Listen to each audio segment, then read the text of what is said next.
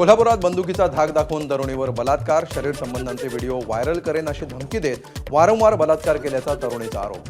2 वेळा इच्छेविरुद्ध गर्भपात करायला लावल्याचीही तक्रार दाखल. अलिबाग शहरातील एसटी आगारासमोर एसटीची दुचाकीला धडकेमुळे दुचाकीवरील तरुणाचा जागीच मृत्यू. उल्हासनगरमध्ये गटाराच्या पाण्यामध्ये भाजी धुण्याचा किळसवाणा प्रकार समोर.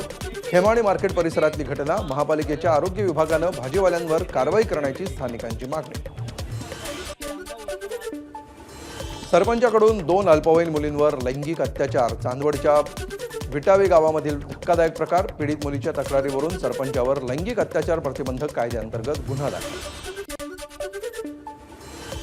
दिल्ली विधानसभेच्या अधिवेशनाच्या 3ऱ्या दिवशी आपच्या आमदारांना विधानसभेमध्ये प्रवेश करण्यापासून रोखलं.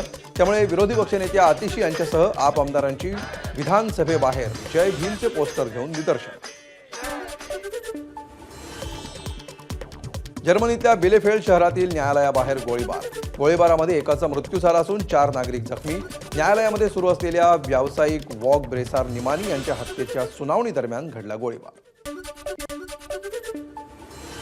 चल हल्ला बोल चित्रपटातील नामदेव ढसाळ यांच्या कवितांवर सेन्सॉर बोर्डाचा आक्षेप.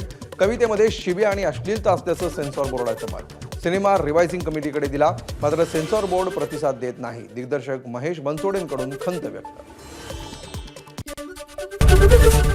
एबीपी माझा, उघडा डोळे बघा नीट.